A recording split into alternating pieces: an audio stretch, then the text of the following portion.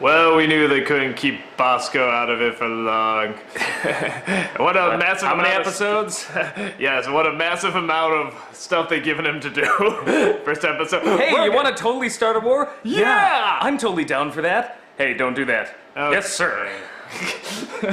But I might do a voice again if I'm Zuko may or may not be alive Fire Lord guy. I did like that they dropped the hint about that. It's like, but hey, my grandfather's been friends with the Avatar, and he sounds exactly like me. Yeah. I'll be curious to see if it still has the same voice. That would be fascinating.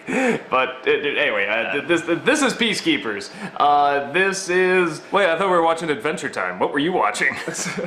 You know, I've seen so many episodes. Maybe there's, you know, it's having such a weird effect on me. Maybe it's starting to look like Korra. I don't know. Perhaps. But, yeah, so this is Peacekeepers. It's sort of like a... The way I can describe it is kind of like an in-between episode, just kind of getting stuff set up for probably the next episode or maybe the episode after that. And nothing major happens until the end, and even the major stuff is kind of stuff we know is not going to last. Oh no, a spirit ate Korra. You know, oh no, they're really broken up, you know. I believed it. Even though, seeing how everyone's been acting, it's probably the best thing, honestly. It's obviously a dysfunctional relationship. Mako does something that makes sense. She hurls his desk across his office. Well, and the interesting thing about this episode is all the stuff being suggested is cool, but clearly insane. And everyone seems to be along for it, and...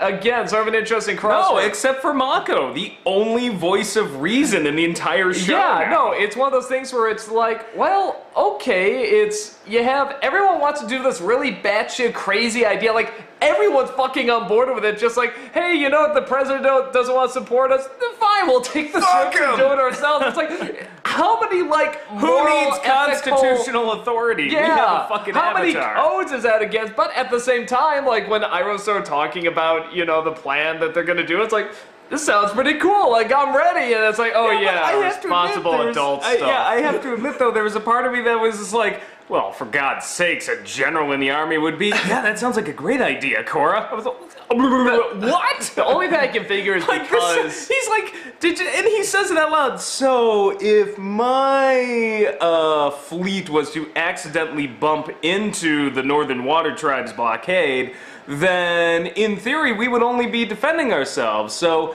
basically I'm gonna go start a war because a 16-year-old teenage girl told me to. But it's the Avatar who's clearly shown she's quite crazy in many scenes. So yeah, it's what. But everyone seems to be on board with it. Yeah, like you said, except for Mako. Except for like Mako had the exact same reaction I had when they came up with it. He's just like, when Bolin's telling him it, he's like, and then we're gonna go to General Iroh, who's then gonna bump into him and start a war. And Mako's just like, that seems like a terrible idea. Yeah, but it's an awesome idea. So it's like, okay, you have logical common sense, but then you have awesome ass-kicking possibilities. So as a viewer, I want to see the ass-kicking possibilities. As but somebody as who a likes writer, as a writer, I'm like, that's the stupidest thing I've ever heard. As a viewer, I'm just like, yes, start a war. So I'm really very torn on that whole thing. So it makes Korra look. I'll give credit that at least everyone is in on the stupid, crazy plan and not just Korra, so it makes her look a little better. But at the same time, it's like, everybody's in on this stupid, crazy plan. Okay, I'll tell you what bothered me. Korra's plan is dumb, but you're right, everybody was in on it. I think the part where I started to lose is where Mako is legitimately figuring out that there's a conspiracy, and she's just always biting his head off. Like, seriously, and then, like, when she finally, like, kicked his desk, I just, watching it for the first time, I'm just like, she's just, like, one step removed from a thug now. Mm-hmm. He's like, I'm not happy. Yeah. Like, and that gets a little don't know. old. It is old. It's not even getting old. It's pretty I mean, old. she gets swallowed by the spirit at the end, so I'm hoping maybe going into the spirit's belly or whatever is going to knock some sense into her. She'll have some spiritual journey where she'll realize something, which I thought we kind of did already at the end of season 1 when she hit her lowest low. Yeah. apparently it wasn't her lowest low because now she's like running around trying to start. I'll see if I can hit a new lowest low. So, I don't know. Yeah, I've been trying to defend this show as best I can, but I'm finally hitting a point now where I'm just like, I'm having issues and I'm like, I don't know what to say anymore. I'm getting like to a certain point. It does like, get tiring. It gets really I can't, tiring. yeah, I don't know how to defend it really, except to say like, well, maybe she's gonna learn from this, but at the same time, like I just said, I thought that's what season 1 was about. Yeah, and it seems to be like, I don't know. It's one of those things, if we already know what she's supposed to learn, and we do, we know she's supposed to learn patience and being smart and not rushing into things, and again, we had sort of the first season for that, and that I sort of had issue with, but you give it a pass. The fact they're just doing it again is just so tiring and not furthering anything. Well, and I guess my thing is after 5, 6, however many episodes we're in, I'm not seeing any learning, actually. That's my one thing. I'm like, maybe if she came to some sort of conclusion somewhere, but it's just like, be subtle. What does she do? She threatens a judge with her man-bear pig. You know, we can't afford to start a war. Well, I'm going to ride with this protest. Even Lin Bei Fong's like, yeah, that's really going to keep him calm. You know, Mako's like, you know, hey, maybe it's in the north. Fuck you, Mako! Like, at the end of this, it's like, I'm going to break his desk, and I'm going to charge off on a motorboat, and I'm like, I'm not seeing any growth yet. Maybe I'm getting to that point where I'm just like, okay, you've done what you can with she's an angsty teenager, now we need to start Yeah, I mean, and like you said, they did in the first season already. Why are they just, but, I will say this, again, all the other side character stuff was great. Whenever it cut to Tenzin with the lemurs, like, I was like, I'm actually a little bit more interested in this, honestly. Okay, yeah, this is my biggest issue is how tired is the main story getting when I'm like, the coolest things in this episode was Mako and Tenzin and his boy training flying lemurs. I'm like, by all accounts, this would be the dull side story of the, you know, show, and I'm like, no, let's see what's going on with the lemurs. Yeah, no, it's like, that's the only legitimate emotional moment in this one, is that, and let me make it clear, I don't, like, really hate this episode, honestly, you know, I'm not, like, that angry at it, but this episode, it is something, this is the first one where I felt really emotional, taxed. and this was that was the only emotional moment in this, was when the boy says, it's tough being the alpha lemur, and Tenzin says, I know. It's like, you get it, and you feel it, and there is a problem when you realize that you felt real emotion there, and yet the scene where the main love interests break up, it's like, that kind of felt right, whatever, and when she gets swallowed by a giant spirit, it's like, we know she'll get out of it fine, so whatever. I don't know if I hate this episode, but this was the first episode I've seen all season where I'm like, I feel kind of taxed now, like my patience is starting to wear thin. Like I'm like, you know, I was saying in the last one, I'm like, oh, I'm psyched, let's see where they go with this, and then I'm just like, I came out of this, like that whole scene with General Iroh, I'm like, sweet, General Iroh's in there, what's gonna happen? Nothing. I was like, okay, there were 4 lines, and okay, well, what's gonna happen with this platform? Nothing. Well, they're not gonna get the president. Well, they're not gonna start the war. Well, they break up, which you said was like, yeah, that felt like just what it needed to be. I mean, on Tenzin's side, we got this promise of, Tenzin's kid sees the statue glowing and all of this, and I'm still kind of sitting here like, yeah, what was that? What was that? Like, we still haven't gone back to that, and while the training of the lemur scene I thought was actually pretty cool, I'm still kind of like, you know, when it's all said and done, he's just training some lemurs. There's nothing really earth-shattering there. Well, no, and what I'm realizing watching this is as cute as the scene was, and the best line in there was when he says, being the alpha lemur is lonely, and he's like, I know. So. Yeah, no, it's like a really emotional scene. I was like, where are they going with this? And when it got to that, I'm like, I get it. Okay, well played. That was awesome. And what I'm realizing, actually sort of a difference between this one and the next one, and again, maybe it's building up to something, but with the first season, I did realize that for all the faults I did sort of have with it, I did want to know what was going to happen with the main story. I wanted to know what's going to happen with this Amon guy and who he was and what's going to happen. I'm trying to remember what actually is the main concern. Some sort of civil war. What was it again about getting spirits sort of put away? They're coming through. Yeah, what was sort of the think, There's the well, no, spirits now coming this. through. We've got the Civil War brewing. Yeah, we've but got- it's kind of like, what's the main urgent? Oh no, let's get back to there's this. Bolin's not marriage. Yeah, like that, and that's. I Bolin's now love that becoming they're a movie star, and I like all the little Yeah, side stories. all the but little you're right, side stories it's like are great. it's but like what's the the main search for focus? plot right now. Yeah, well, what's the main focus that really has our concern? Maybe that's why the Tenson stories are so much better and have us, because you immediately get the concern. You immediately know where he's coming They're from. short, they're sweet, they're intimate. They're like really small stories, and as good as I thought, because I actually liked the first season. And we're not done with this, so I mean, they may be pulling something really cool up ahead. I'm really hoping I go into the spirits in the next one. I mean, we were promised the spirit world, and I feel like we're like, okay, well, there's 5 episodes in, we're still a political thriller, but the first season, I thought it was a really, really good political thriller, and I thought it was really tightly written. Some of the. I still think the bending ball or whatever that's called. Fine, if you don't like bending but- ball, that's fine. I mean, you're 100% wrong, but that's completely fine. But at the very least, still- you want to see what's going to happen in that so thing. I don't like, you know. I kept wanting to go back to the political thriller, though. That was the thing I wanted to go back fine. to. It's like, I don't like bending ball, fine, but whatever. But it still was all tied together, and in that 13 episodes, I'm like, okay, you crammed one really good story in that involved 2 villains. You know, their backstory, all of this, you had... And I wanted that's to know the what was thing, going to happen, we and it kept the focus. still don't have a villain. I don't know what Unlock's deal is. Do you? Yeah, he's just sort of, I kind of sort of want power, my brother. Yeah, we knew Zuko, we knew the Fire Lord. The Fire Lord was like Sauron, you just never saw him, but he was like this presence. I think that was one thing, like, and I will totally admit, because, like, we sound like a couple of douchebags here, just like, whine.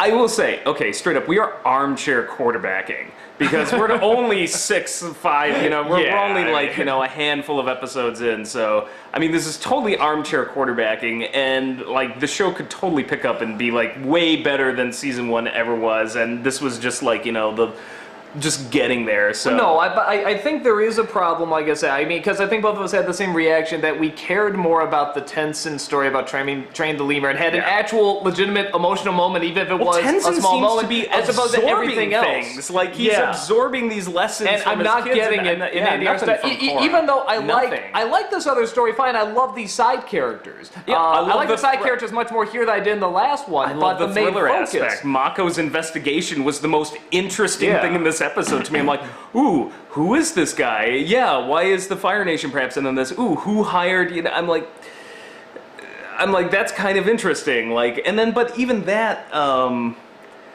I had an issue with that because the 2 very obvious corrupt cops, it's like the Springfield Police Department going on. It's like, all right, yeah, That was kind of funny. we'll do It that, made me yeah, laugh phone a it bit. in, Lou, like, okay, chief, yeah, and they throw the picture in the... But here's my thing, though, it's like, things are not adding up for me. It's like, Lin Beifong was such a badass, you know, the cops seem to have everything under control, and now Mako's here, and I'm just like, so you got these 2 corrupt cops that don't do jack shit, and Lin Beifong, the first thing she says is, well, give it to those 2, and I'm like, huh? Yeah, no, I thought Lin was, like, a little more savvy than that. I guess I don't want to see her kind of, like, running an idiot department, or, like, so, I don't know, but I think overall, for all the armchair quarterbacking, and this is just an armchair quarterback observation, watching this season unfold so far, it seems to me, and this may be because of the way negotiations with Nickelodeon went down, they didn't know where they may have been going with this, all of that was up in the air, but it seems to me like this went backwards. I feel like Amon and that whole plot thread with the Republic unwinding and all of that, and the battle versus the Benders, and Korra hitting her lowest low, should have been after all this. And I mean, this may completely reverse itself, and I will totally eat my words and be like, no, this worked out. But so far into this, I'm just like, that was an instantly connectable villain that, like, I feel like that was really upping the ante, and so far I feel like we're kind of just... I think the key word is along. instant, in that if you could say in a sentence sort of what the plot of each season of, you know, the Avatars are. Like last season, you know, what was the plot? Stop a guy who wanted to take away bending from benders. It's like, you get it, and hey, that's not good. Now, it gets a little more complicated than that and interesting, but here it's like, what's the plot? Spirit world blowing up that somehow equals civil war with people. you can't explain it in one sentence, Well, you know. Or at least not in a way that would get you to care or be invested. I'm wondering if it wouldn't have been better then to start off with that plot thread, because season 1 of the original Avatar, and I love it, that tends to be the little more fillery kind of we're figuring this out as we go kind of season, and maybe they would have been better served if they went with this story arc first. Yeah, even as simple and then as... the Amon, because Amon, that whole concept to me is, I was like, that's about as ultimate as it gets, to take away the bending, to have a villain who Well, I think can with do the spirit world, they can push it a little further. It can, I just haven't seen Yeah, anything we just haven't yet. seen anything Yeah. really dabble with yet. You know, yeah, even with the original Avatar, as simple as it is, Fire Lord wants to destroy world or take over world. It's like, you get it, and you get the investment. It's like, I'm not seeing the real investment here. It's like, a war can start between these people you sort of don't know and these people you also sort of don't know, but you kind of know these... Our main characters are from there, kinda, so it's okay. But then the spirit world, which we don't really know that well, all that stuff is stuff we don't really know that well. We know the characters are invested, which is great, but we're not that invested. And another thing I don't get is, what is the purpose of the Republic? Because I'm getting very confused, because like, well, we gotta go to the president. And it's like, the president, they have their photo op, but he's like, okay, you gotta intervene. The two water tribes are just like going at it. It's like, well, it's not the Republic's place to really, I'm like, what? You're called the United Republic. What are you fucking doing? What is their purpose? I'm like, I don't get are the other nations still in existence and the Republic is a separate entity, like a sort of model UN or something that sits there in the middle of the and that's one of the things where, like, I just don't get what their point is. Maybe Korra has a point when she's saying, "What's wrong with you? Get in there," sort of thing. But or maybe not, because it's like, hey, you kind of need to know what you're getting into as well. So, I'm kind of with you. It's like, we'll just look into it, whatever. And it doesn't seem like they're doing much. So. Maybe that's sort of the point of the episode, man. It makes it a little bit more like, hey, what's the right thing? Well, but I think Korra has a point. I just thought her solution, which is to like, hey, I got an idea. Let's wipe our ass with the Republic's constitution until we start a war with the army. I'm like, that's a freaking coup. Yeah. Like, that's everyone's okay with it for some reason. I'm like, that's insurrection. And General Ira was like, rock on. So Fire tribe. Yeah. So I guess bottom line, I guess both as a writer and a viewer, we're not totally blown away with this episode because we don't get our die-hard cool war, and we don't really have much logic to support it. I feel like Hook and Hook. I want my war, or just something. But I mean, I don't think this is like the worst episode or anything. We haven't jumped the shark, but but it's sort of like I definitely thought we were gonna go places, and let's really get a focus here that we can get behind, and a story that we can say very simply, this is. It can have complications, right? But the story very simple that we can say, yes, I want to get behind this. I want to see what's going to happen next week. Like I say, even with the first Korra season, the problems I had, I would still tune in because it's like, well, hey, what's going to happen? What's going to, I want to know what's going to happen with this villain and everything. Here it's like, maybe the spirit world, but even then that's not really dealt with much. So I don't have, I'll keep tuning in. I guess I do sort of want to see what happens because it's these people, the same people that did Korra and Avatar, but it's more just, I'm tuning in for that and maybe see some of the fun side characters. All I know there's no investment of, I have to see this, and that's kind of a shame. Yeah, because I can say with the first season, I seriously was like, every single episode, like, I just would, like, want to see the next one, like, right away. I was just, like, watch them one after another, and I was completely hooked. After this episode, and that's the thing, is so far I've been really trying to defend this show, and, like, no, it'll get good. It's we're doing pretty good. I like all these things. This is the first episode out of the set that I'm just kind of like, yeah, that was alright, I guess. Like, okay, so I'll watch the next one, hoping it's better. Yeah, so it's get the spirit world, man! Come on! I think that's the biggie. As soon as we get that somebody going. explain to me how the Republic works, because I don't get it. I mean, they may be as inefficient as the UN, but I'm like, I thought you all were the Republic. I thought it's the United Republic. Why does the Republic then have a military if it's not comprised of the 4 nations? Which means it has to be comprised of the 4 nations. So people can come in and steal it under their noses. Unless it's like the United Nations, but in which case, can they march in and take over the water trip? It's like so many constitutional issues. Yes. So regardless, still good side characters. Still good side stories. Honestly, it's just, Comedy was still great. Yeah, let's get Not Tuck, by the way. Greatest whole, name ever. Yeah, the whole Nanook thing. We see the costume. It's great. So yeah, hopefully we'll get some spirit shit going on. It is called Spirits, so maybe we'll finally see a few. So until then.